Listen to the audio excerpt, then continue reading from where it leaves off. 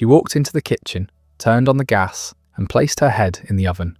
It was February 11th, 1963. Sylvia Plath was 30 years old.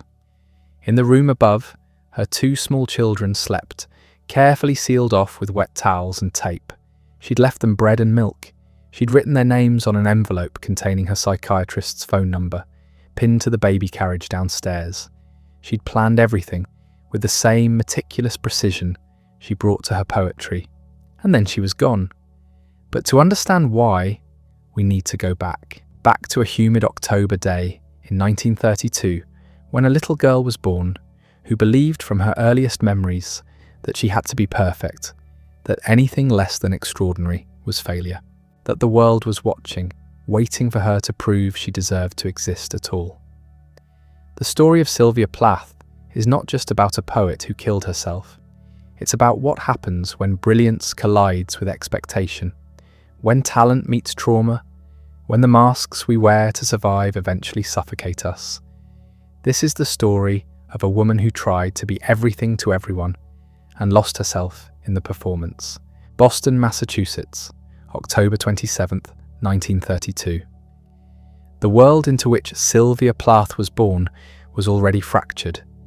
The Great Depression had gutted American confidence. Unemployment was climbing toward 25%. But inside the modest home, where Otto and Aurelia Plath welcomed their first child, there was pride. Otto, a professor of biology at Boston University, held his newborn daughter and saw possibility. Aurelia, a former teacher who'd given up her career for marriage, saw something more complicated. She saw a second chance. The Plath family was not wealthy, but they were educated. Otto had immigrated from Germany, built a reputation as an entomologist specializing in bees, written a book that established him as an authority in his field. He was 47 when Sylvia was born, significantly older than Aurelia, who was just 26. The age gap mattered. So did the power dynamic. Otto was the professor, the published author, the voice of authority in the household. Aurelia had been his student before she became his wife. Sylvia's early years unfolded in a home where intellectual achievement wasn't just valued, but expected. Otto would hold forth at the dinner table about science and literature. Aurelia would listen, contribute when permitted, and pour all her thwarted ambitions into her daughter. When Sylvia's brother Warren arrived 2.5 years later, the family pattern was set. Otto remained distant, authoritative. Aurelia hovered, encouraged, documented every achievement in meticulous detail. The ocean was close. Winthrop, Massachusetts, sat on a peninsula jutting into Boston Harbor. Sylvia grew up with the Atlantic as her backyard, the sound of waves constant.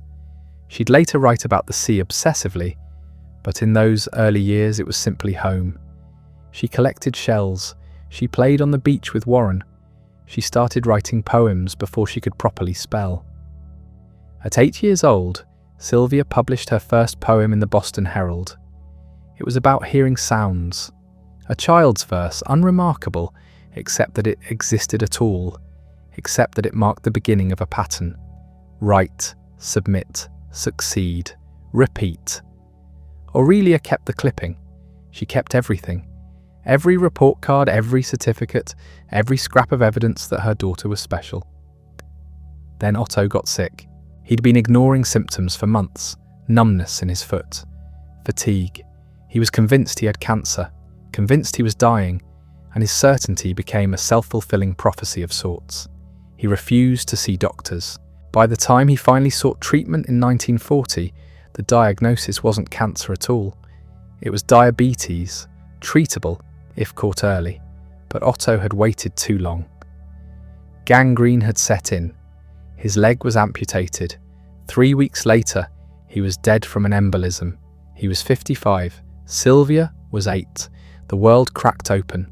Years later, Sylvia would write Daddy, one of her most famous and controversial poems. I was 10 when they buried you, she lied, shaving 2 years off her age, perhaps because 10 sounds more definitive than 8. The poem seethes with rage and loss, calling Otto a Nazi, a vampire, a monster she both loved and needed to kill. Critics have argued ever since about whether she meant it literally or whether Otto was a stand-in for all patriarchal authority. The truth is probably simpler. He abandoned her, not intentionally, but completely, and she never forgave him. Aurelia handled grief by erasing it. There were no tears, at least not in front of the children. There was no extended mourning period. Within weeks, Aurelia had taken a teaching job and moved the family to Wellesley, a Boston suburb with good schools. She told Sylvia and Warren that they would honour their father's memory by succeeding, by being extraordinary, by never giving anyone reason to pity them. So Sylvia became perfect. She got straight A's. She won every poetry prize her school offered. She was popular, pretty, praised by teachers who saw her as a model student. She smiled constantly. She wrote in her journal about how much she loved life, how grateful she was, how nothing could stop her.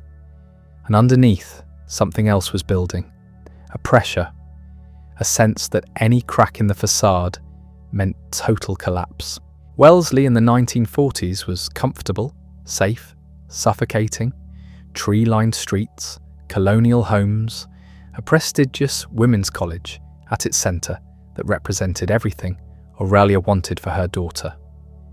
Sylvia attended Gamaliel Bradford Senior High School, where she edited the school newspaper, won a national poetry competition sponsored by 17 magazine, and dated a succession of boys who found her both magnetic and exhausting.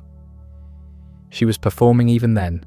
Each date, each school dance, each conversation was something to be narrated in her journal afterward, analysed, perfected in the retelling. She kept score.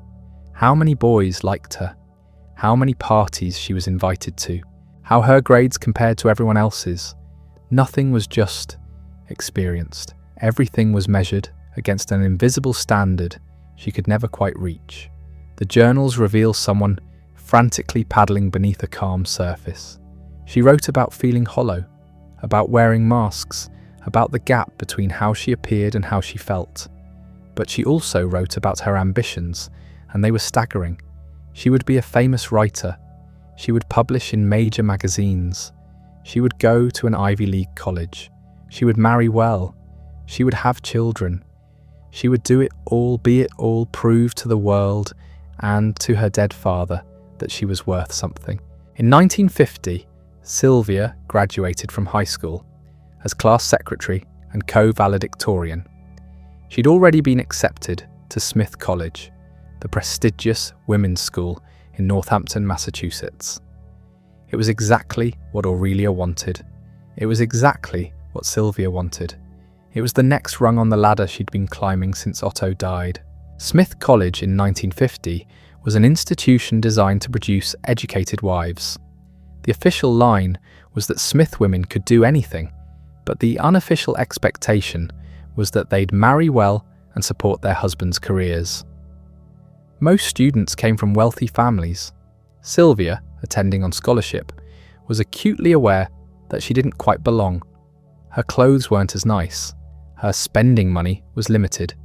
She worked campus jobs to help cover expenses, while her wealthier classmates treated college as a 4-year social event. But Sylvia had something many of them lacked: hunger, desperation, the need to succeed, not just for herself, but for her mother, who'd sacrificed everything, who'd taken on extra work and pinched pennies to give her children opportunities. Failure wasn't an option, because failure meant ingratitude. It meant proving Otto right for dying, for giving up, for leaving them behind. So Sylvia threw herself into Smith with manic intensity. She took the maximum course load. She wrote for the school paper.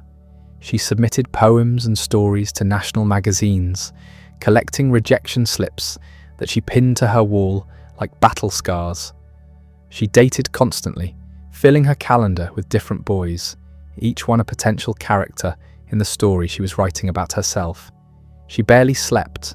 She survived on coffee and cigarettes, and the praise of professors who recognized her talent. And she got results. By her sophomore year, Sylvia had published in 17 magazine, Mademoiselle, and Harper's. These weren't small college publications. These were major national outlets. She was 19 years old and already a professional writer.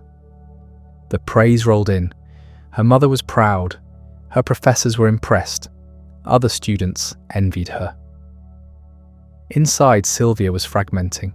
The journals from this period read like dispatches from a war zone. She wrote about feeling fake, about the exhaustion of maintaining her image, about moments when she'd look in the mirror and not recognize herself. She wrote about boys she didn't actually like, but dated anyway, because they fit the narrative. She wrote about comparing herself to everyone, about never being enough despite constant achievement. The summer after her junior year, everything fell apart. Sylvia had been selected as a guest editor for Mademoiselle's annual college issue. It was a huge honor, a month in New York City, working at a major magazine, exactly the kind of opportunity she dreamed about. She should have been thrilled. Instead, she crumbled. The other guest editors were from schools like Vassar and Radcliffe. They seemed more sophisticated, more confident, more naturally suited to the glamorous world of Manhattan publishing. Sylvia felt like an imposter. She spent the month exhausted, overwhelmed, drinking too much and sleeping too little. When she wasn't working, she was dating a simultaneous translator from the UN, who later became the basis for a character in The Bell Jar. The whole experience felt surreal, like she was watching someone else live her life. Back in Wellesley that summer, Sylvia learned she hadn't been accepted to a prestigious writing seminar she'd applied to. It was a small rejection in a career full of acceptances, but it shattered her. For the first time, perfection had failed her. She'd done everything right and still been told no. That's when the depression that had been lurking beneath her achievements finally consumed her. She couldn't write. She couldn't sleep. She couldn't see a future where any of this mattered. On August 24th, 1953, Sylvia Plath took a bottle of sleeping pills, crawled into the space beneath the front porch of her mother's house, and waited to die. But she didn't die, at least not then. Her brother Warren heard her moaning 2 days later. She was found hospitalized and eventually treated with electroconvulsive therapy at McLean Hospital, one of the country's leading psychiatric facilities. The treatment was primitive by today's standards, but it worked well enough. By December, Sylvia was back at Smith, ready to finish her degree. The suicide attempt should have been a turning point, a moment where Sylvia reassessed her relentless drive for perfection. Instead, it became another achievement to overcome. She wrote about it. She analysed it. She turned her breakdown into material for her thesis and later for The Bell Jar. Even her suffering had to be productive. Graduation from Smith in 1955 should have felt like victory. Sylvia left with every honour the college could bestow: summa cum laude, membership in Phi Beta Kappa, acceptance to Cambridge University on a Fulbright scholarship. The perfect student was heading to England to become even more perfect. Cambridge was supposed to be her literary awakening. She'd study with the best minds in English literature, write brilliant poetry, and establish herself as a serious intellectual. She'd leave behind the suffocating expectations of American suburbia and reinvent herself as a sophisticated expatriate writer. What she found instead was Ted Hughes. They met at a party in February 1956. The story has become legendary, mostly because Sylvia herself turned it into legend in her journals. Ted was tall, dark-haired, powerfully built, with a Yorkshire accent and a reputation as the most talented young poet in Cambridge. He'd published almost nothing, but everyone who heard him read knew he was extraordinary. Sylvia bit his cheek that night, hard enough to draw blood. It was passionate, violent, theatrical, exactly the kind of moment she'd write about later. Within 4 months, they were married. Within a year, she was pregnant. The marriage solved certain problems for Sylvia, while creating others. Ted gave her what she'd been searching for: a partner who took poetry as seriously as she did, someone who could match her ambition and validate her artistic identity. He also gave her permission to stop performing the perfect American girl routine. With Ted, she could be darker, wilder, more herself. But Ted also gave her a new role to perform, the poet's wife. They moved back to America in 1957 so Sylvia could teach at Smith. It should have been another triumph. At 25, she was teaching at her alma mater, married to a brilliant poet, working on her own writing. Instead, she was miserable. Teaching consumed her time and energy. She'd spend hours preparing each class, desperate to be perfect, terrified of being exposed as inadequate. Meanwhile, Ted was writing prolifically, his first collection gaining critical attention. The journals from this period show a woman trapped between competing identities. She wanted to be a serious poet, but she also wanted to be a good wife. She wanted recognition for her own work, but she spent her evenings typing Ted's manuscripts and helping him revise. She wanted children, but she knew pregnancy would interrupt her writing. She wanted to be independent, but she'd structured her life around supporting someone else's career. They left America in 1959, moving to London with the vague plan of living as full-time writers. Sylvia was pregnant with their first child. The apartment they could afford was small and dark. Money was tight. Ted's career was ascending while Sylvia struggled to place her poems in respected journals. She gave birth to Frida in April 1960. 2 years later, Nicholas arrived. Between pregnancies, Sylvia wrote at a kitchen table in the early morning hours before the children woke. She baked bread, cleaned obsessively, kept detailed household accounts, and tried to be the kind of mother her own mother had been. Devoted, self-sacrificing, perfect. The poetry she produced during this period was good but cautious. She was still writing in tight formal structures, still trying to sound like the poets she admired rather than herself. Critics praised her technical skill, but found her work cold, controlled, lacking genuine emotion. Inside, Sylvia was drowning. The journals show a woman struggling with rage she couldn't express. Rage at Ted for having the freedom to write while she managed the household. Rage at herself for resenting her children. Rage at the literary establishment that praised Ted's raw masculine energy while finding her careful craft merely competent. Everything changed in July 1962 when Sylvia discovered Ted was having an affair. The betrayal was devastating, but it was also liberating. For the first time in her adult life, Sylvia had permission to stop being perfect. The marriage was over. The role of devoted wife was finished. She could finally be angry. That summer, Sylvia wrote Daddy. The poem is a howling assault on patriarchal authority, mixing Holocaust imagery with personal fury in ways that shocked readers. It's not subtle, it's not restrained, it's raw, violent, and absolutely electrifying. She followed it with Lady Lazarus, a poem about resurrection and revenge that turns suicide into performance art. Dying is an art, like everything else. I do it exceptionally well. The persona she creates is theatrical, dangerous, and utterly compelling. These weren't the poems of the careful craftsperson who'd been publishing in The New Yorker. These were the poems of someone who'd stopped caring what anyone thought. Someone who'd decided that if she was going to be destroyed anyway, she might as well destroy everything on the way down. Sylvia separated from Ted and moved with the children to a flat in London. It was October 1962, the coldest winter in decades approaching. She had no money, 2 small children, and a heating system that barely worked. She should have been collapsing. Instead, she exploded. Between October and February, Sylvia wrote the poems that would make her famous. She'd wake at 4 a.m, write until the children stirred, then spend the day being a mother. The poems came in a rush, sometimes one a day, sometimes more.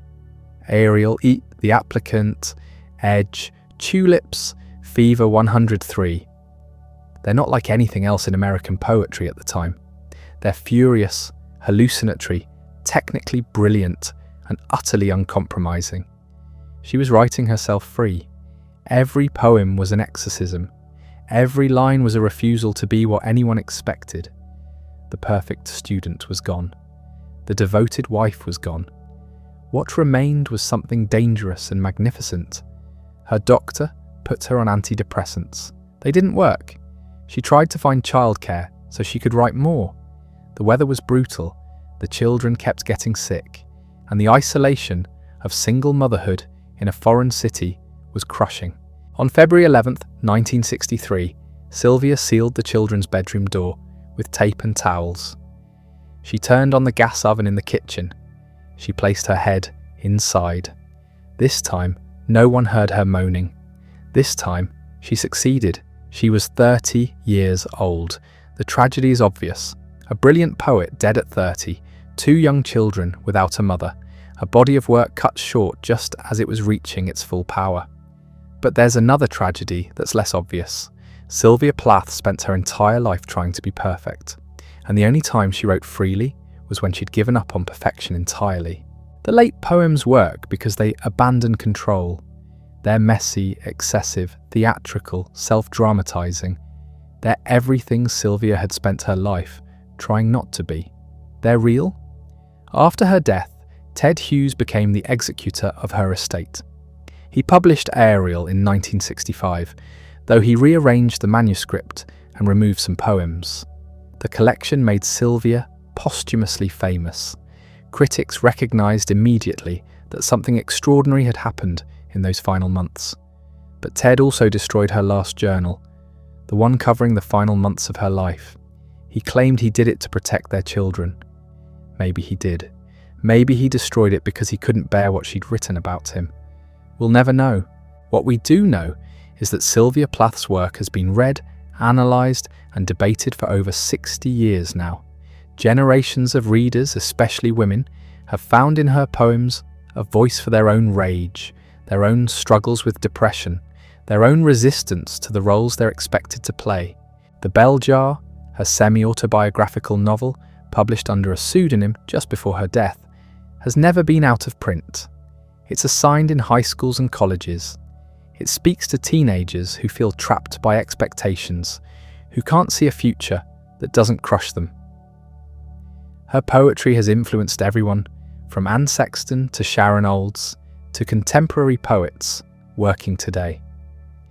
The confessional mode she helped create, where personal suffering becomes the material of art, dominates certain strains of American poetry. But here's the complicated part. Sylvia Plath has also become exactly the kind of icon she would have hated. She's been turned into a symbol of female suffering, of tragic genius, of the artist destroyed by mental illness. Her work gets reduced to her biography. People read her poems looking for clues about her suicide rather than engaging with them as art. The girl who wanted so desperately to be taken seriously as a writer has become famous for being dead. This is partly Ted Hughes' fault. He controlled her image for decades, publishing her work selectively, writing about her in ways that emphasized her instability. He remarried quickly and seemed to move on while Sylvia remained frozen at 30. Forever, the tragic suicide.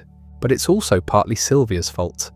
She wrote herself into her work so completely that it's almost impossible to separate the poems from the life. She wanted that. She used her suffering as material deliberately. The late poems are powerful precisely because they feel autobiographical, because they convince us we're watching someone's actual psychological disintegration. The problem is that Sylvia was always performing. Even in the journals, even in the most private moments, she was writing for an audience. She was crafting a narrative. The real Sylvia Plath is inaccessible because she spent her life creating versions of herself. Was she a victim of mid-century sexism and impossible standards for women? Absolutely. Was she struggling with a biological depression that would have been treatable with modern medication? Probably. Was she also someone who weaponized her own suffering, who turned self-destruction into art? Yes, all of these things are true simultaneously. That's what makes her interesting and impossible to reduce to a single narrative. The feminists who claimed her in the 1970s saw her as a martyr to patriarchy. The critics who focused on her craft saw her as a brilliant technician. The mental health advocates saw her as a cautionary tale about untreated depression. Everyone found what they needed in her story. But maybe the most important thing about Sylvia Plath isn't the tragedy. Maybe it's the work. Those late poems, written in a frenzy during the last months of her life, remain some of the most powerful poetry written in English in the 20th century. They're difficult, disturbing, and absolutely alive. They're what happens when someone stops trying to be perfect and starts trying to be honest. When the mask comes off and the real voice emerges. When achievement gives way to urgency. Sylvia spent her entire life building a perfect facade. The poetry that matters is what she wrote when that facade crumbled. The question that haunts her story isn't whether she would have written more great poems if she'd lived. It's whether she could have written those particular poems without being willing to destroy herself in the process. That question gets darker when you look at what happened to her children.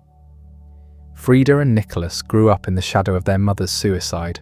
They were raised by Ted Hughes and his sister, Olga, then later by Ted's second wife, Assia Weevil, except Assia also killed herself in 1969, using the same method Sylvia had used, and she took Ted's 4-year-old daughter, Shura, with her. The Hughes household was cursed. Frida survived it, became a poet and painter, spent decades processing her mother's death in her own work. Nicholas didn't survive. He hanged himself in 2009 at age 47 after years of struggling with depression. The genetic inheritance, the environmental trauma, the impossible burden of being Sylvia Plath's son. It all became too much. Ted Hughes died of cancer in 1998, 3 days before what would have been his 43rd wedding anniversary with Sylvia. His last published work was Birthday Letters, a collection of poems addressed to her, written in secret over decades. They're extraordinary, these poems. Raw, guilty, defensive, loving. They tell his side of the story for the first time. They show a man who never stopped thinking about the wife he lost 35 years earlier. Critics were divided. Some saw Birthday Letters as a moving act of remembrance. Others saw it as Ted trying to rewrite history, to make himself look better, to claim the final word. Both readings are probably true. What's undeniable is that Sylvia Plath consumed the rest of Ted Hughes's life, just as completely as he'd consumed hers. They destroyed each other. Neither one ever escaped. But here's what gets lost in all the biographical drama. Sylvia Plath was working towards something right before she died, something new that went beyond the confessional mode, beyond autobiography, beyond turning her life into material. Look at the late poems carefully. They're not just personal, they're mythic. They're trying to speak to something universal. Lady Lazarus isn't just about Sylvia's suicide attempts. It's about resurrection, about the spectacle of suffering, about turning trauma into performance. Daddy isn't just about Otto Plath. It's about fascism, about power, about the violence of love itself. She was moving beyond the personal towards something archetypal. She was trying to make her individual suffering mean something larger. Whether she would have succeeded if she'd lived longer, we'll never know. But the trajectory was there. The poems written in January 1963, just weeks before her death, show someone working at an incredible pitch. Not just confessing anymore, but transforming, creating something that transcended the circumstances of its creation. That's why those poems still matter. Not because they're about Sylvia Plath's life, but because they're about being human, about rage and motherhood and mortality and the impossibility of perfection. The real tragedy isn't that Sylvia Plath died young. Lots of people die young. The tragedy is that she was killed by the same system of expectations that she'd spent her life trying to master. She believed that if she could just be perfect enough, work hard enough, achieve enough, she'd finally be safe. She'd finally be loved. She'd finally be enough. But perfection is a trap. The more you achieve, the higher the bar gets set. There's no finish line. There's no point at which you can stop and rest and say, I made it. Sylvia never learned that. She kept pushing, kept achieving, kept trying to prove her worth through accomplishment. And when the accomplishments weren't enough to keep the darkness at bay, she had nothing left. This is the part of her story that resonates most powerfully now. We live in a culture that's even more obsessed with achievement than mid-century America was. Social media has turned everyone's life into a performance of success. Young women especially are told they can have it all, do it all, be it all, if they just work hard enough. The pressure Sylvia felt hasn't gone away. It's gotten worse. That's why people keep returning to her work. Not because they're morbidly fascinated by her suicide, but because they recognize the pressure she was under. They've felt it too, the sense that you're never good enough, no matter what you accomplish, the exhaustion of maintaining a perfect facade, the fear that if people saw the real you, they'd be disappointed. Sylvia's journals are painful to read because they're so relatable. Here's someone who had everything the world said would make you happy: talent, beauty, an Ivy League education, a brilliant husband, adorable children, a book deal. And she was still miserable, still convinced she was failing, still certain that everyone else had figured out some secret she was missing. The journals also reveal something else. Sylvia Plath was mean. Not in her published work, where she maintained control, but in her private writing. She was often petty, jealous, and cruel. She wrote viciously about other women, especially women she perceived as rivals. She was competitive to the point of pathology. She couldn't stand for anyone else to succeed. This doesn't make her a bad person. It makes her human, but it complicates the martyr narrative. Sylvia wasn't a pure victim of patriarchy. She was also someone who internalized its values completely, who competed with other women rather than supporting them, who measured her worth by male approval. The way she wrote about Assia Wevel in her journal before she knew about the affair is telling. She described Assia as beautiful, exotic, sophisticated, everything Sylvia felt she wasn't. When Ted left her for Assia, it confirmed Sylvia's worst fears about herself, that she wasn't enough, that despite all her achievements, she was fundamentally inadequate. What she couldn't see was that Ted Hughes was the problem, not her. He was a serial philanderer who left a trail of damaged women in his wake. Assia wasn't the villain. She was another victim of Ted's charm and selfishness. But Sylvia could only see competition. She could only see her own failure to keep her husband satisfied. This is what internalized misogyny looks like. Not the obvious stuff, but the subtle way it makes you turn against yourself and other women. Sylvia spent so much energy trying to be the perfect woman that she never questioned whether perfection was the right goal. She never asked whether the game itself was rigged. The feminists who claimed her after her death understood this. They saw Sylvia as a victim of impossible expectations, but they also sometimes flattened her into a symbol, erasing the parts of her story that didn't fit their narrative, the ambition, the competitiveness, the complicity with patriarchal values, the fact that Sylvia wanted conventional success within the existing system, not revolution. She wasn't a feminist in any political sense. She didn't want to smash the patriarchy. She wanted to win at it, to prove she could be as good as the men, as successful as Ted, as brilliant as anyone. That's a very different project from liberation. But maybe that's okay. Maybe we don't need our heroes to be perfect. Maybe Sylvia Plath is more useful as a complicated, flawed human being than as a symbol, because her struggle is more universal that way. Most people aren't trying to overthrow oppressive systems, they're just trying to survive within them, trying to be good enough, trying to keep it together. Sylvia's real achievement wasn't political, it was artistic. She took the language of mid-century formalism and broke it open. She took the nice, polite poetry that women were supposed to write and made it savage. She took feelings that women weren't supposed to have, rage and ambition and violence, and she put them on the page unapologetically. Before Sylvia, women poets were expected to write about nature and love and domestic life in gentle, measured tones. Sylvia wrote about wanting to murder her father and eat men like air. She wrote about her body as a weapon. She wrote about motherhood as both ecstatic and terrifying.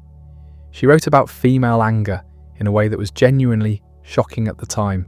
The poem Lady Lazarus ends with a threat. Out of the ash / I rise with my red hair / and I eat men like air. This isn't victim poetry. This is vengeance poetry. This is a woman who's been pushed to the edge and is pushing back.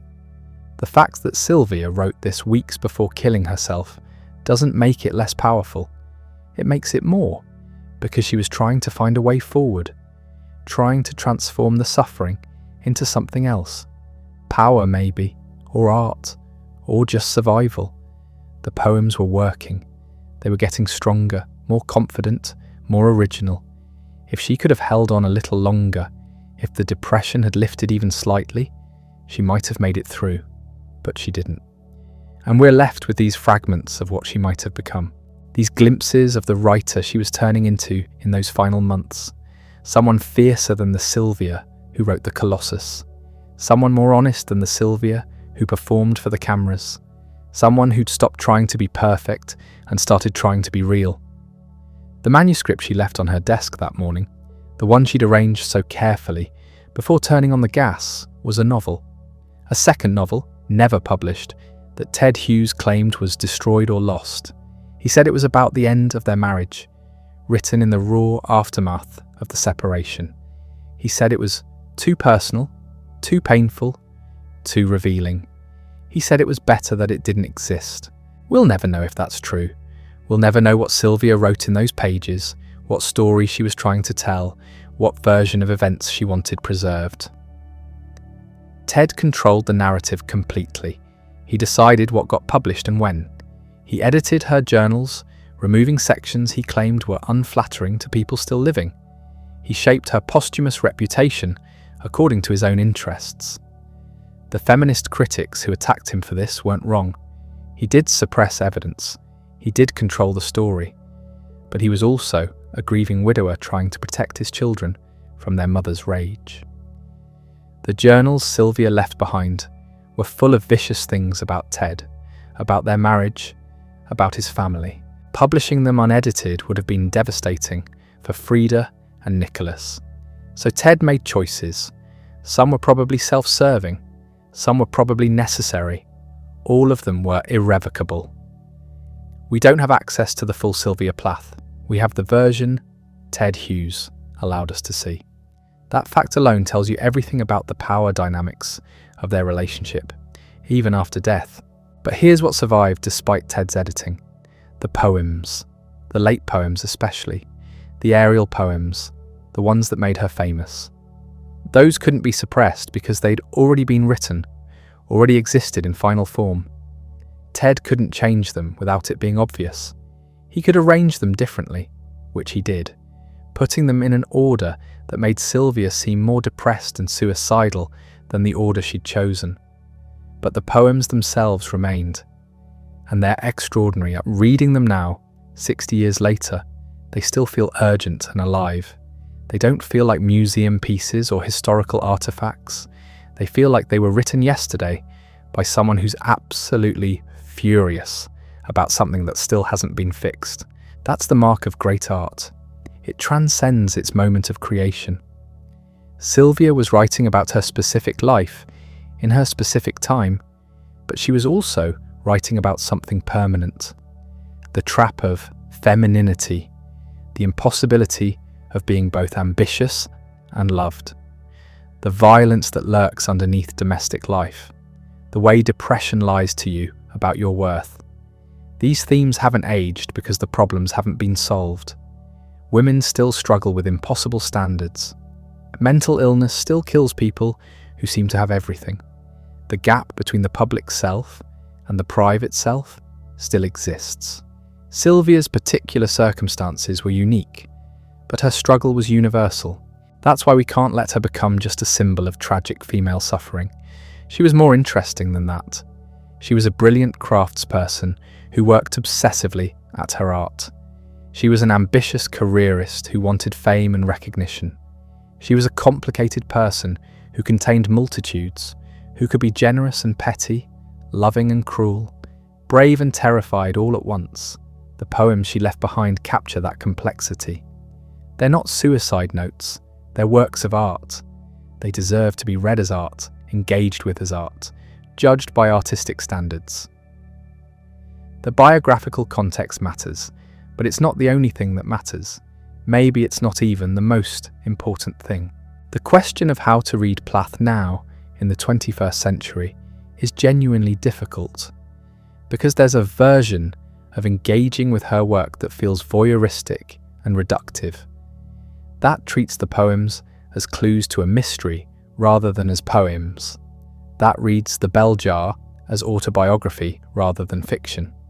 That reduces everything she made to symptoms of her mental illness. This approach is everywhere. Academic papers analysing her symbolism through the lens of her ECT treatments. Biographers counting the sleeping pills in her medicine cabinet. Critics pointing to specific lines as evidence of suicidal ideation. It's not that these readings are wrong exactly. The biographical details matter. The mental illness was real. The connection between her life and work exists. But when that's the only way we read her, we're doing exactly what she feared most. We're turning her into a case study instead of an artist. Here's what gets lost in that approach: craft. Sylvia Plath was a technical master. Her control over rhythm, her ear for sound, her ability to create images that burn themselves into your memory. None of that came from suffering. It came from work. Relentless, disciplined, obsessive work. She kept detailed notes on her writing process.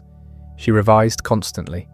She studied other poets with the intensity of someone learning a trade. She wasn't channeling pure emotion onto the page. She was constructing art. Take Daddy, probably her most famous poem. Everyone knows it's about her father. Everyone quotes the Holocaust imagery. Everyone talks about the primal scream of rage. But how many people talk about the formal structure, the nursery rhyme quality of the rhythm, the way she uses repetition and variation, the deliberate escalation of imagery, the technical choices that make the emotional impact possible? She's not just raging on the page, she's building a machine designed to produce a specific effect in the reader. That takes skill, it takes craft, it takes the kind of artistic intelligence that has nothing to do with biographical trauma. Or consider Lady Lazarus. Yes, it's about suicide attempts. Yes, the connection to her own experiences is obvious, but it's also a performance. A deliberately theatrical piece where the speaker is both victim and showman, both corpse and entertainer. The poem knows it's being watched. It plays with that dynamic.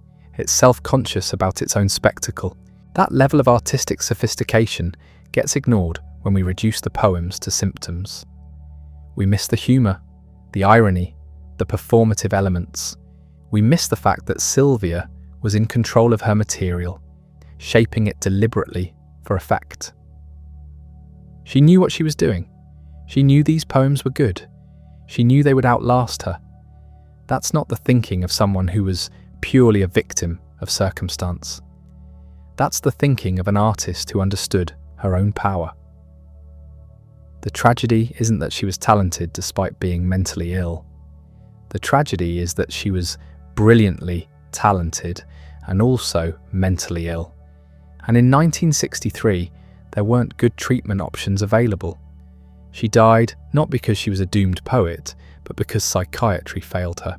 This distinction matters, because the romantic narrative about tortured artists who need to suffer for their art is actively harmful. It suggests that mental illness is somehow necessary for creativity, that treatment would diminish the work, that we should preserve the suffering because it produces interesting art. None of that is true. Sylvia wrote great poems when she was happy. She wrote great poems when she was stable. She didn't need to be in crisis to be creative. The late poems that made her famous were written during a period of intense productivity. Yes, but also during a period where she was trying to survive. She was writing to stay alive. Not because dying made her a better poet. If she'd gotten better treatment, if she'd survived, she would have written more. Different things, probably, but not worse things. The idea that her death was somehow necessary for her artistic legacy is obscene. It's also wrong. We have evidence of where she was going. The late poems show a writer hitting her stride, finding her voice, getting stronger.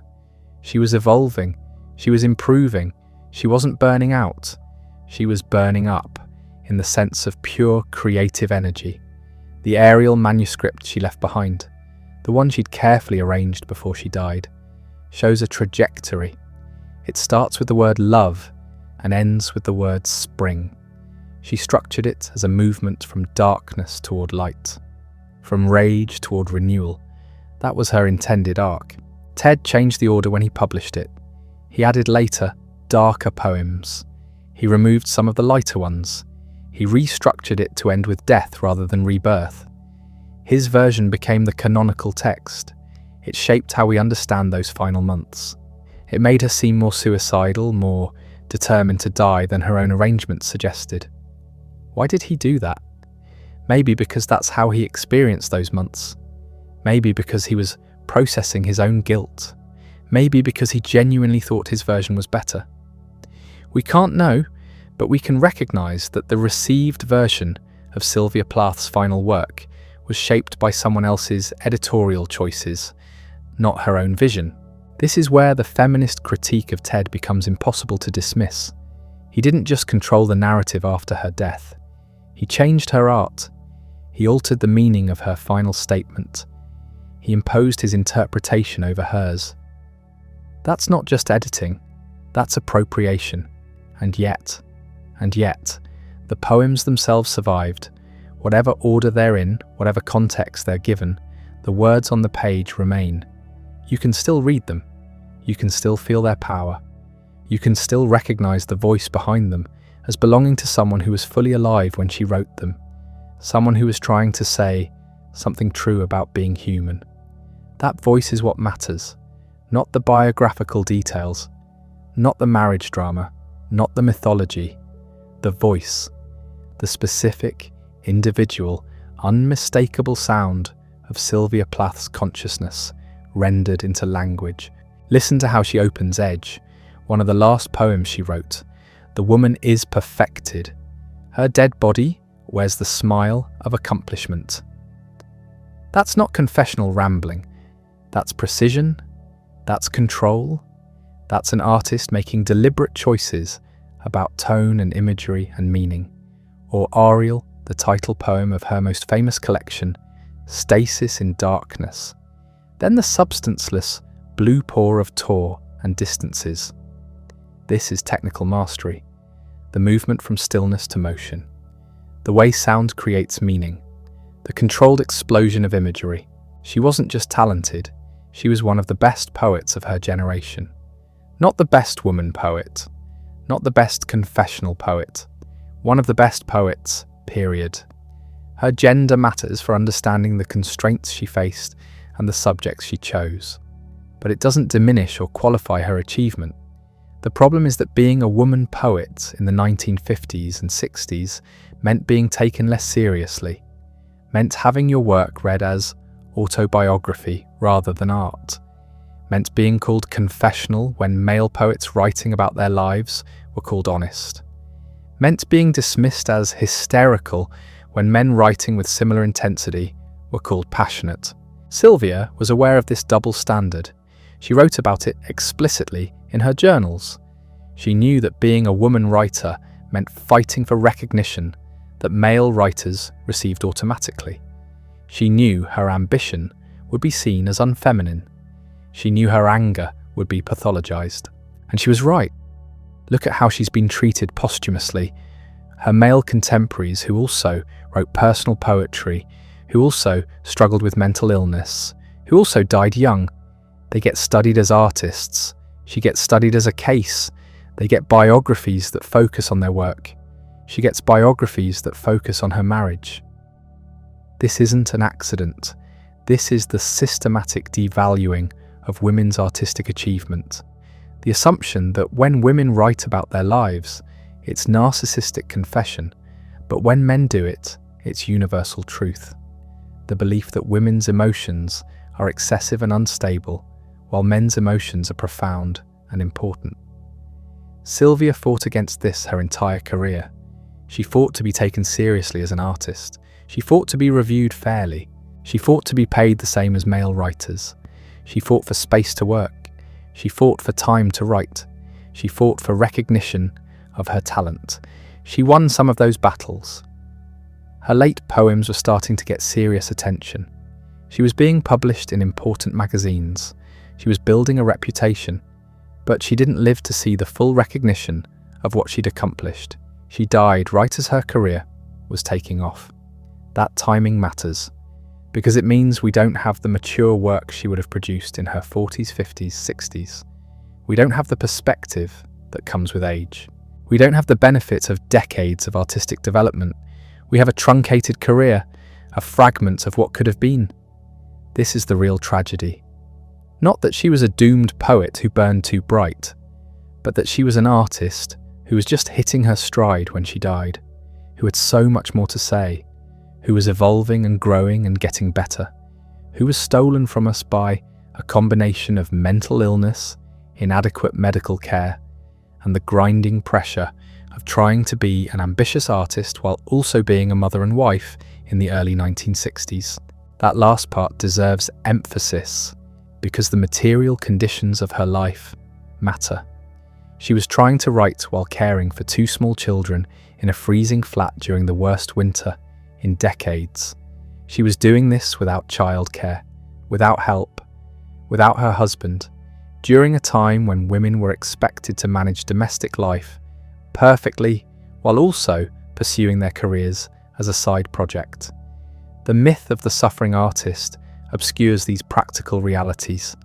It makes her death seem inevitable, fated, romantic, but there was nothing inevitable about it. Different circumstances, better support, adequate treatment, and she might have survived. She might be alive today, in her 90s, with 50 more years of work behind her. We lost that. We lost all the poems she didn't get to write, all the books she didn't get to publish, all the students she might have taught, all the influence she might have had. We lost the mature artist she would have become. And we're left with what we have. The early work, competent but conventional. The middle work, good but still finding its voice. And the late work, brilliant and powerful and unfinished. A career that ends right as it's reaching its peak. A promise that was just starting to be fulfilled. The poems that survive are extraordinary. Let me be clear about that. The work she produced in the final months of her life is some of the best poetry written in the 20th century. But we need to read it differently. Not as the inevitable output of a doomed soul, but as the achievement of a working artist who was pushing against enormous obstacles. Take Lady Lazarus. Everyone knows this poem. It's been anthologized to death, analysed in every literature class, quoted out of context in countless articles about depression and suicide. The opening lines have become cultural shorthand for suffering. I have done it again. We read it as confession, as autobiography, as Sylvia telling us directly about her own suicide attempts. But look at what the poem actually does. It's not confessional in the sense of spilling secrets. It's theatrical. It's performed. The speaker is literally performing her death and resurrection for an audience. Dying is an art, like everything else. I do it exceptionally well. This isn't someone breaking down. This is someone in control of her craft, using the imagery of death and resurrection to explore how women's suffering gets turned into spectacle, how trauma becomes entertainment, how the crowd gathers to watch the woman fall apart. The poem is angry, not sad angry. Herr Doctor, Her enemy, she calls the men who want to pick apart her mind. She compares herself to a Holocaust victim, which is controversial and has been criticised, but the point is about commodification, about bodies turned into objects, about suffering turned into profit. The speaker threatens revenge. Out of the ash I rise with my red hair, and I eat men like air. This is not a victim speaking. This is someone claiming power through the very imagery of victimhood. It's complicated and disturbing and brilliant. Or consider Daddy, another poem that gets reduced to biographical confession. We read it as Sylvia working through her father issues, exercising the ghost of Otto Plath. And yes, that's part of it. But the poem is doing so much more. It's about fascism and patriarchy and the structures that trap women. The speaker calls her father a Nazi and herself a Jew, again using Holocaust imagery to talk about power and oppression. She tries to kill him over and over in the poem, stabbing the fat black heart, driving a stake through it, but he won't stay dead. That's the point. You can't kill the father through personal catharsis. The problem isn't psychological, it's structural. The ending is famous. Daddy, daddy, you bastard, I'm through. People read this as liberation, as the speaker finally breaking free. But listen to the words. The villagers never liked you. They are dancing and stamping on you. The liberation requires mob violence. It requires the community to join in the killing. One person can't do it alone. The poem understands that personal freedom depends on collective action, that individual healing requires social change. That's not what we talk about when we discuss this poem. We talk about Sylvia's relationship with her dead father. We miss the politics. Edge is another one. Written in the final week of her life, it's often read as a suicide note in verse. The woman is perfected. Her dead body wears the smile of accomplishment. Critics point to this as evidence that she was planning her death, that she saw it as the completion of her life's work. But the poem isn't written in first person. It's observing a dead woman from outside. It's describing a scene, a tableau. The woman is perfected because she's dead, because death is the only perfection patriarchy offers women. The children are folded back into her body, like rose petals. This is the mythology of motherhood taken to its logical conclusion. The good mother sacrifices everything, including life itself. The moon looks down and is used to this sort of thing. Yetzai, that line kills me. The moon, which in Sylvia's poetry is always female, always watching, has seen this before. Women dying. Women perfected through death. It's routine, expected. The poem isn't celebrating this, it's exposing it, showing us the horror of a world where female death is unremarkable. These poems are not simple. They're not transparent windows into Sylvia's psychology. They're constructed artifacts that use personal material to explore larger questions about power, gender, violence, and art. They deserve to be read as seriously as we read Eliot or Pound or any of the male modernists who use personal experience to make universal statements. But they rarely get that treatment. Instead, we get endless speculation about her mental state, about whether she really meant to die that morning in February, about whether Ted was responsible, about whether the marriage could have been saved. We turn her art into evidence in a trial that never ends. Here's what we know about the morning she died. It was Monday, February 11th, 1963. She'd been up early, as usual. She'd written letters, she'd prepared breakfast for the children, and left it in their room with a note telling them to eat before coming down. She'd sealed the kitchen with towels and tape. She'd turned on the gas. She'd put her head in the oven. The children's doctor found her hours later when he came to check on them because they'd been sick. The children were still asleep upstairs, unharmed. The inquest ruled it suicide. But there are questions.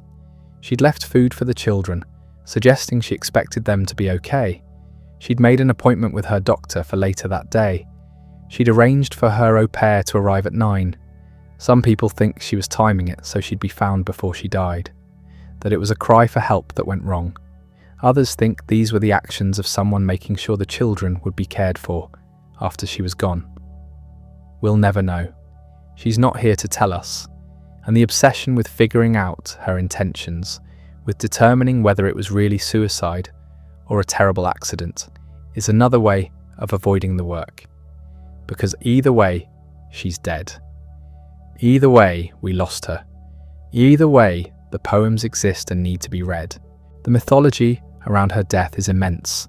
It's become a cultural touchstone. The tragic poetess who put her head in the oven while her children slept upstairs. The wronged wife who killed herself after her husband's betrayal. The depressed genius who couldn't survive her own sensitivity. These narratives are everywhere.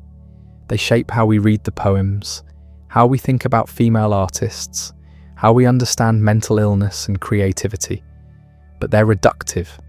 They take a complex human being who lived for 30 years and reduce her to a single morning.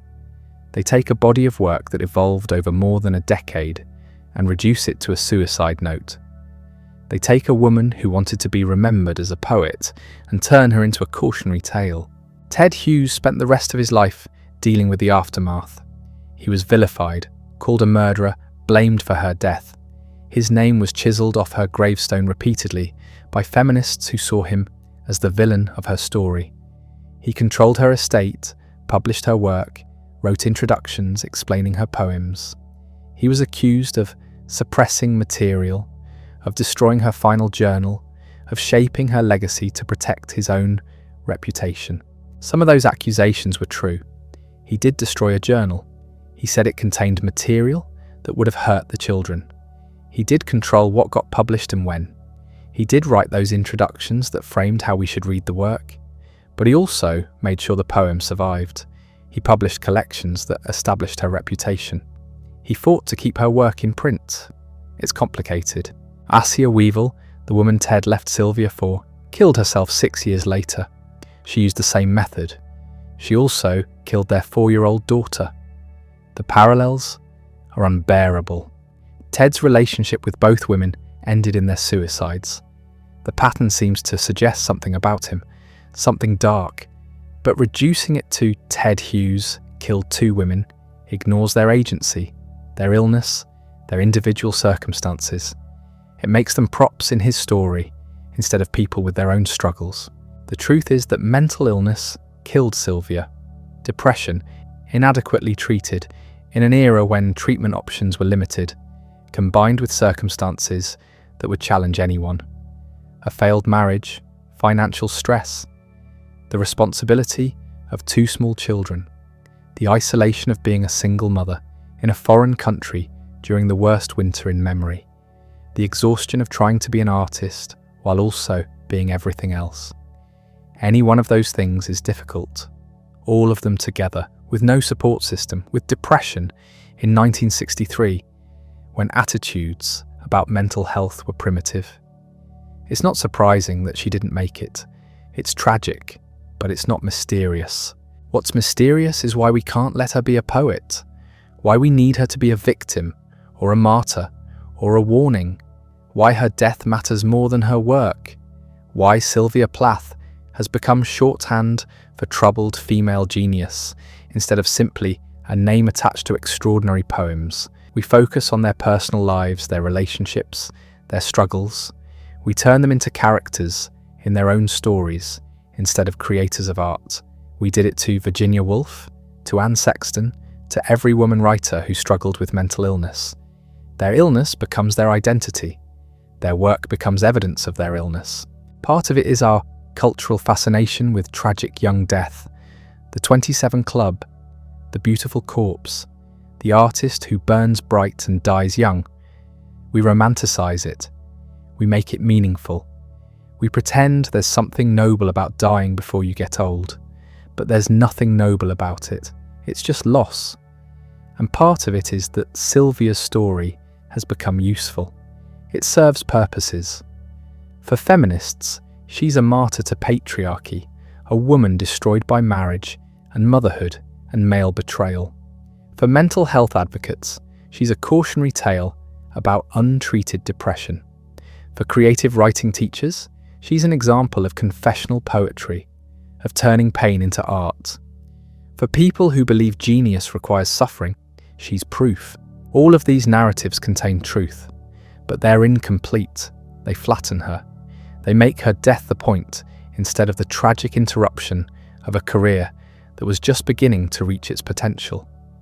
Imagine if she'd lived. Imagine the poem she might have written in her 40s with perspective on her youth, in her 50s with the confidence that comes from decades of work, in her 60s with the freedom of children grown and gone. We might have had 50 more years of poems. We might have had essays, memoirs, novels. We might have had her mentoring younger writers, teaching, shaping the next generation. Instead, we have what we have. One novel, 3 collections of poetry, 1 published posthumously. The journals, edited and incomplete. The letters, fascinating but painful to read. It's a small body of work for someone of her talent. And it ends right when it should have been expanding. That's the tragedy. Not that she was doomed, not that she was too sensitive for this world, not that she loved too deeply or felt too much, but that she was an artist with decades of work ahead of her, and she died before she could do it. The loss isn't romantic, it's just loss. So what do we do with this? How do we read Sylvia Plath now, knowing everything we know? Some people say we should separate the art from the artist. Read the poems without thinking about the biography, without letting her death colour our interpretation. Treat the work as autonomous, as existing independent of the person who created it. It's a nice idea. It doesn't work. You can't unknow what you know. You can't read Lady Lazarus without hearing the echo of what happened 3 years later. You can't read Edge and not feel the chill of prophecy. The biographical context is already there. It's already changed how we receive the words. But maybe that's okay. Maybe the solution isn't to strip away context, but to add more of it. To remember that Sylvia Plath was also a person who loved cooking and tried new recipes, who was fiercely competitive about games, who had opinions about interior design and gardening, who could be petty and jealous and occasionally mean, who was ambitious and calculating and strategic about her career, who wasn't just tortured but also driven, organised, professional. The poems can hold all of that. They're big enough. When you read Daddy, you can know that it's about her actual father, and also know that it's not really about her actual father. It's using her father as raw material to create something larger, something that speaks to anyone who's ever felt powerless and angry and trapped by the past. The personal is the entry point, not the destination. When you read Ariel, you can know she wrote it during a burst of creative energy in October 1962, riding the high of finally finding her voice. You can know she was also exhausted and overwhelmed and struggling. Both things are true. The poem exists in that tension. The late poems are extraordinary precisely because they're so controlled. This is the thing people miss when they focus on the raw emotion. These aren't primal screams. They're carefully constructed machines designed to produce specific effects. The line breaks matter. The sound patterns matter. The images are chosen and arranged with precision. Look at Edge. The poem everyone reads as a suicide note. 12 couplets, 24 lines, each line carefully measured.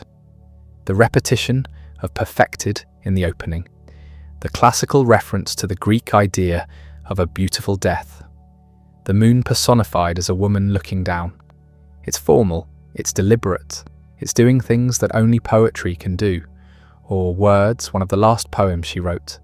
Axes after whose stroke the wood rings, and the echoes echoing off from the centre like horses. Yeah? That's not uncontrolled emotion. That's a poet at the height of her powers, using metaphor to capture something about how language works, how words continue to resonate after they're spoken, how they take on lives of their own. She was getting better. That's what makes it so painful. The Ariel poems represent a breakthrough, a new level of achievement. She'd found what she'd been searching for since she was a teenager, writing in her journals about wanting to be a great writer. She'd figured out how to take the confessional mode and push it past confession into something universal and strange. And then it stopped. We can read the poems now in full knowledge of what came after, and still recognise them as achievements separate from that ending. We can say, yes, she was depressed, yes, she was struggling, yes, she died, and also, these poems are remarkable works of art that would be remarkable even if she'd lived to be 90. They're not great because she suffered. They're great because she was skilled, because she understood rhythm and image and how to compress meaning into a few perfect words, because she'd read everything and learned from it and synthesized it into her own voice. The suffering gave her material. The craft gave her poems. Plenty of people suffer and don't write anything worth reading. Plenty of people experience depression and trauma and loss and produce work that's merely therapeutic, that helps them but doesn't transcend the personal. Sylvia Plath produced work that transcends. That's the difference. That's what makes her a major poet, rather than just someone who wrote about her pain. So yes, read the biography, know the context, understand what she was going through when she wrote these poems, but then look at what she actually did with that experience. Look at the technique, look at the choices, look at the art, because that's what lasts. The person is gone. The poems remain, and they remain powerful, not because they're confessional, but because they're good. Not because they're raw, but because they're precise. Not because they're about Sylvia Plath, but because they're about human experience, rendered in language that makes it new. This is what gets lost in the mythology. The actual poems. People who've never read her work know her name. They know the story. They know she put her head in an oven. They might know she was married to Ted Hughes. They might have a vague sense that she wrote intense poetry about suffering. But have they read Tulips? Have they sat with Morning Song? Have they worked through Poppies in July or Cut or Fever 103? The poems themselves are stranger and more interesting than the mythology around them. They're funny sometimes, bitter, surreal. They make weird leaps. They're full of pop culture references and domestic details and observations about the natural world. They're not one note. The Applicant is darkly comic, a savage parody of marriage as a business transaction. Lady Lazarus is theatrical, performative, playing with the audience. Daddy is angry but also playful in its rhythms, using nursery rhyme patterns to talk about trauma. These aren't the poems of someone who was only capable of expressing pain. These are the poems of someone who had range, who could modulate tone, who understood how to use different registers for different effects. If you want to understand Sylvia Plath, read the poems, all of them, not just the famous ones. Read The Colossus and see how different her early work was. Read Three Women and see her experimenting with dramatic voices. Read the B sequence and see her working in an extended series, building themes across multiple poems. Read the poems she wrote about her children, which are complicated and ambivalent and nothing like the sentimental verse you might expect. She loved her children. She also found motherhood difficult and exhausting and sometimes stifling. The poems hold both truths. Red Balloons, one of the last poems she wrote about her children playing with balloons. It's light, almost happy. The children are delighted. The balloons are beautiful. And then there's a pop, and one child cries and the poem ends.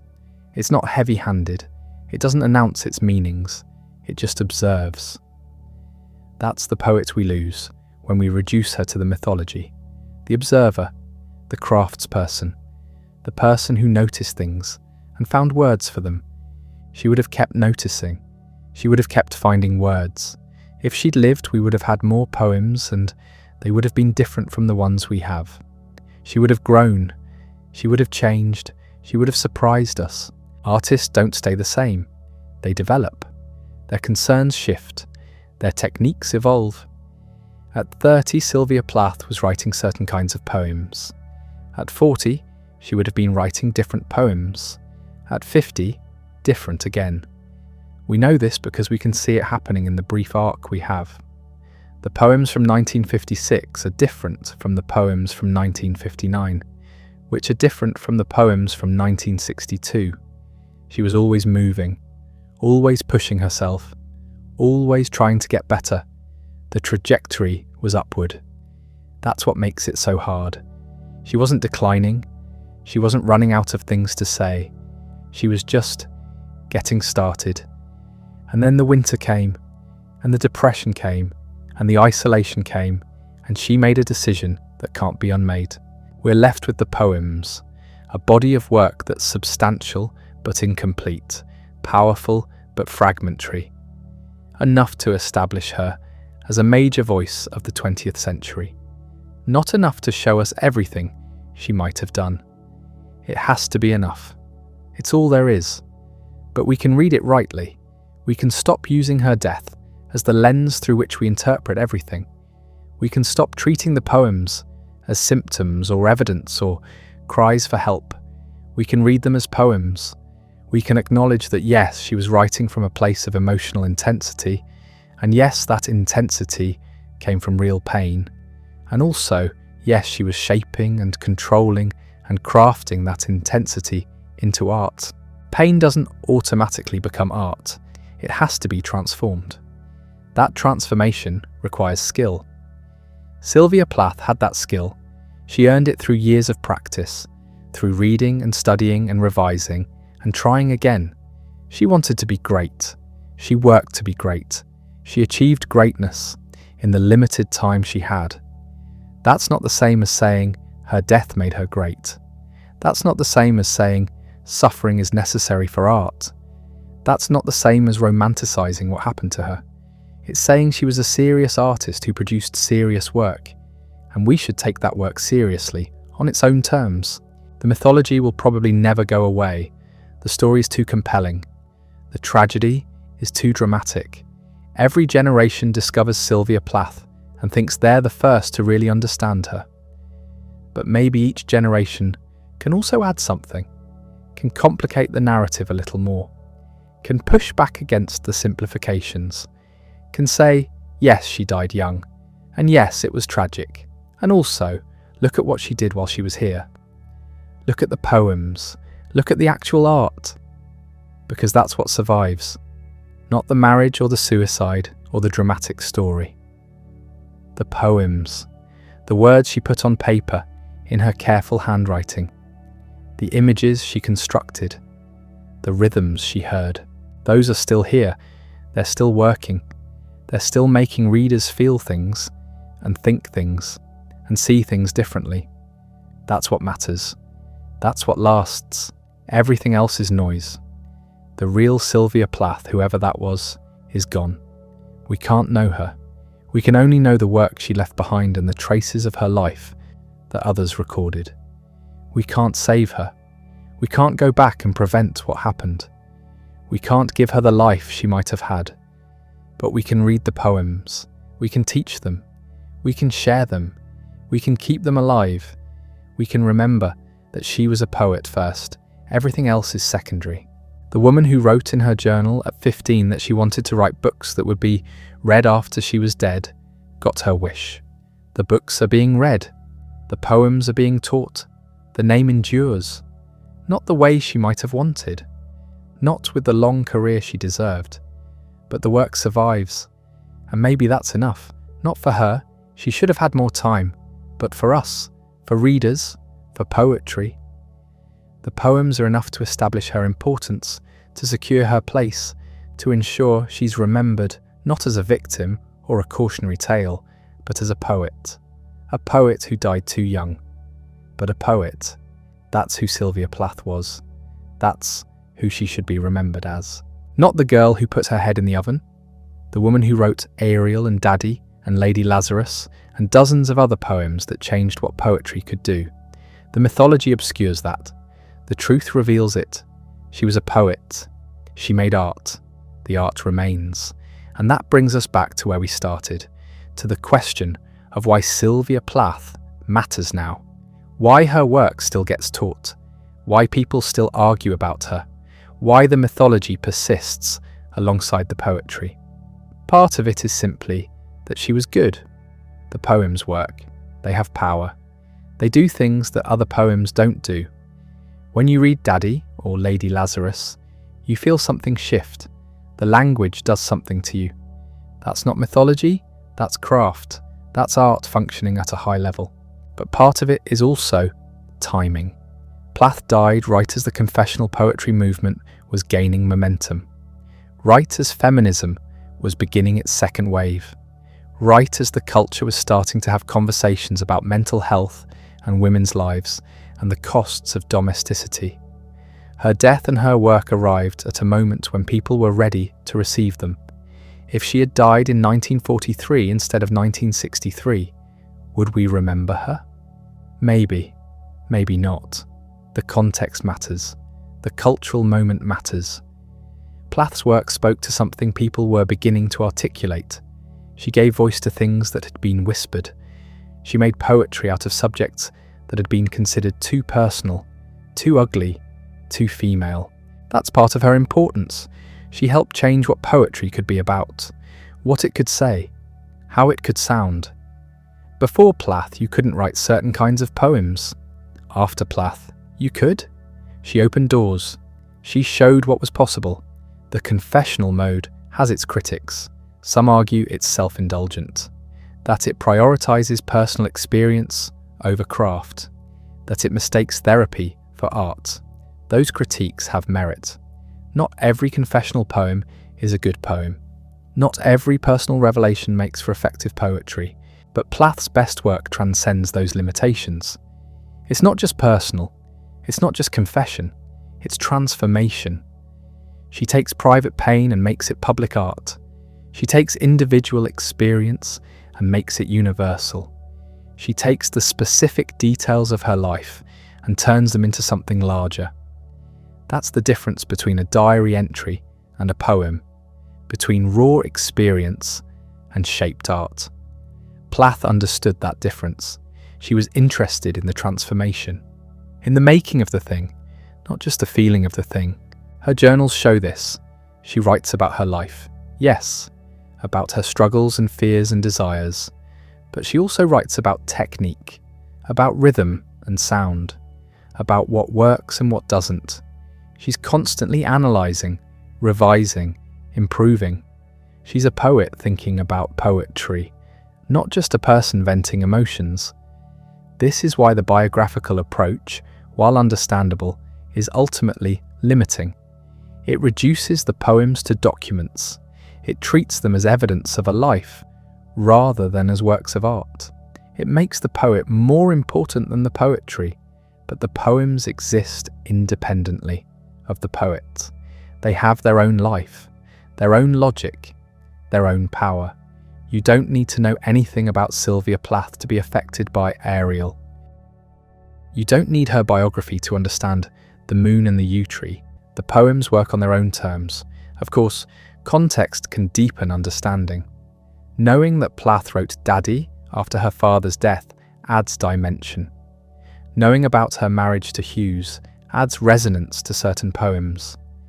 Knowing about her struggles with depression makes the death poems more poignant. But you can also approach the work cold. You can read the poems without any biographical information and still get something from them, still feel their power, still recognise their artistry. That's the mark of real art. It doesn't require explanation. It doesn't need footnotes. It works. The question is what we do with that power now, how we teach these poems, how we talk about them, how we pass them on to the next generation. Do we lead with the suicide? Do we make the biography the entry point?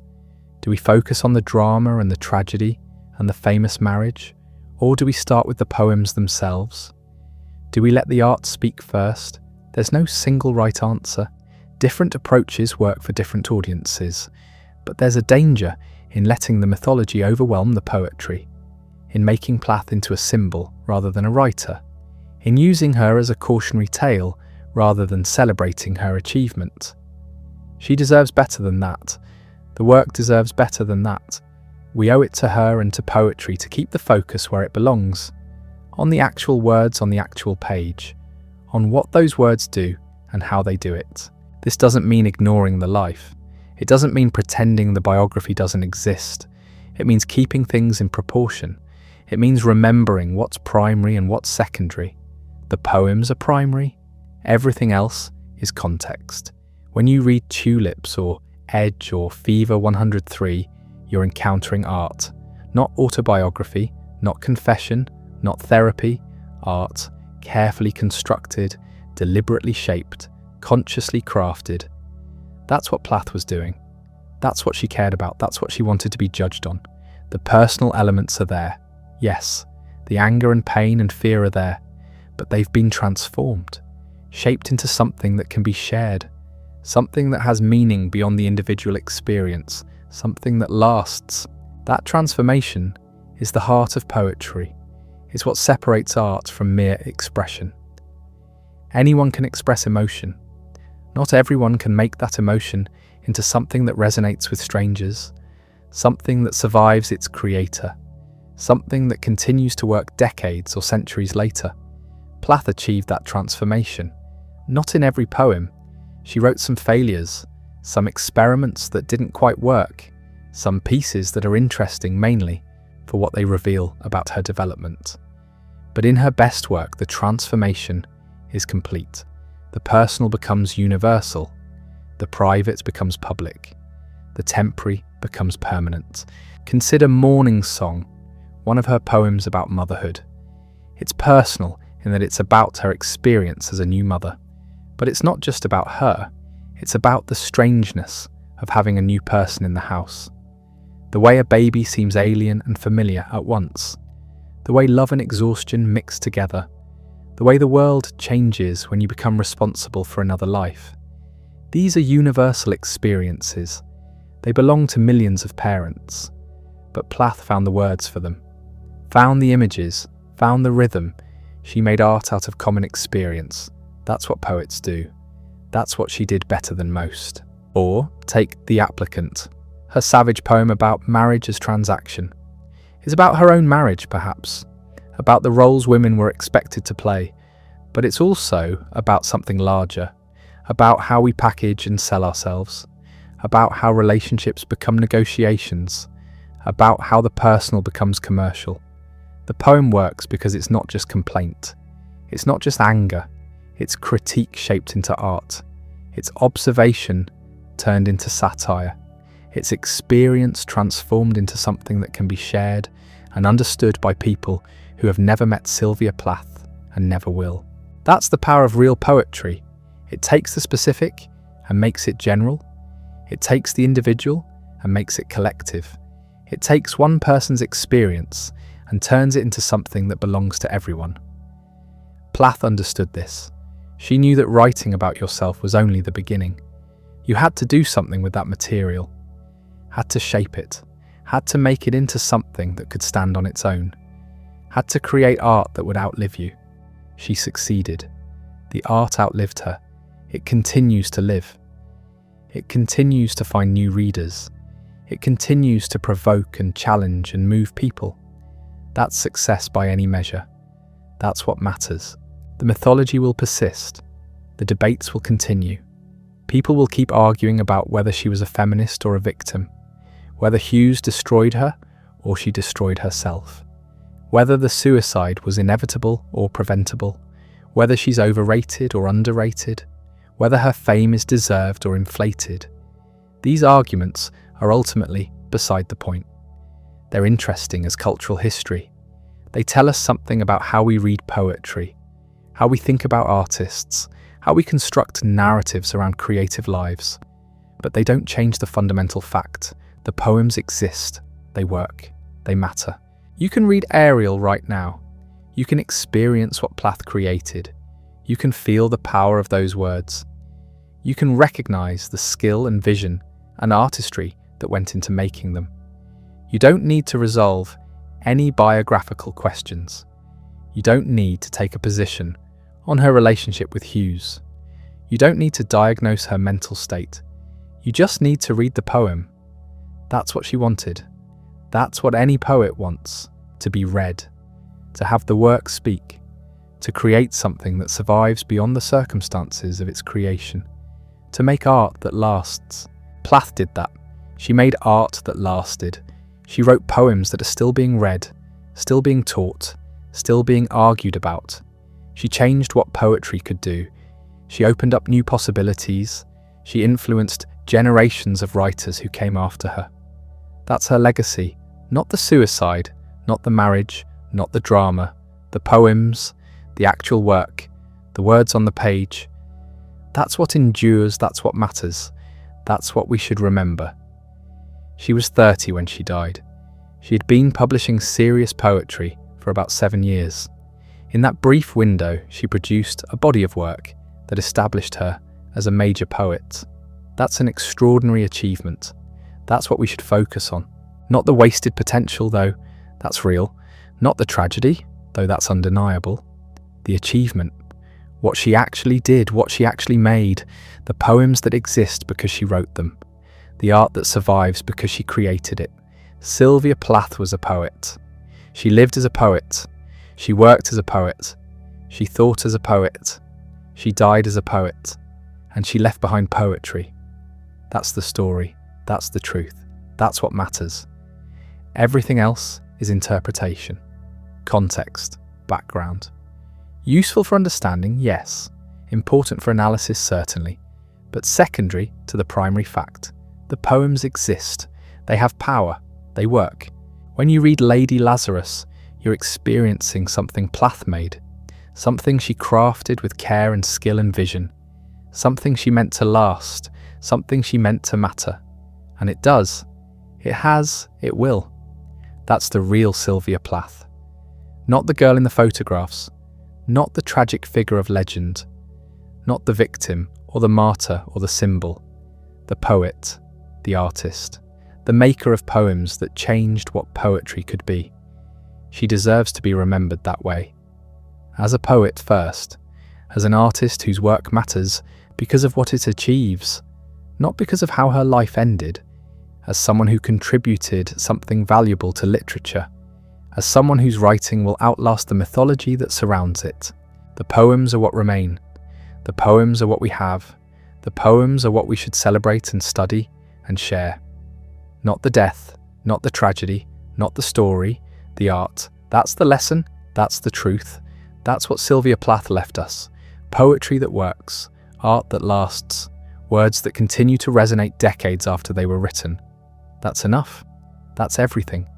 That's what makes her important. She was a poet. She wrote poems. The poems are still here. Read them. Maybe that's the final paradox of Sylvia Plath. The woman who tried to be perfect her whole life created her most perfect work when she stopped trying. When the careful control she'd maintained since childhood finally broke. When the masks came off and something raw emerged. There's a photograph from late 1962, one of the last pictures taken of her. She's standing outside her London flat, wearing a dark coat, her hair pulled back. She looks tired. She looks determined. She looks like someone who knows something we don't. In the months after that photograph was taken, she wrote with an intensity that scared her friends.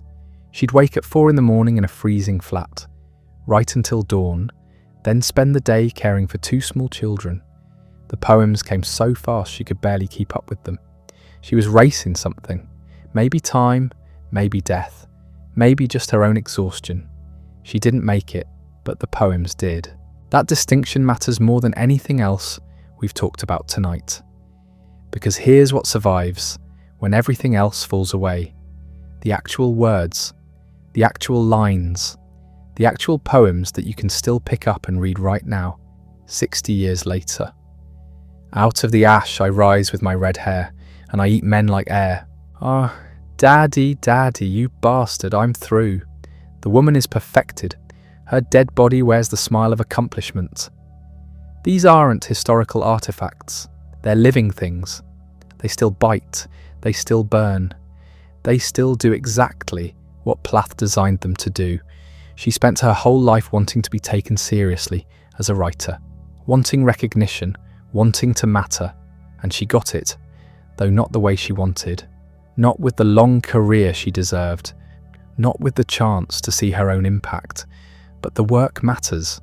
It changed poetry. It changed what women could write about. It changed what language could do. You can trace a line from Plath to Sharon Olds, to Louise Gluck, to contemporary poets writing now about bodies and anger and the violence of domestic life. She made that possible. She showed it could be done. She proved that women's interior lives were worthy subjects for serious art. That's a legacy. That's an achievement. That matters independent of how her life ended.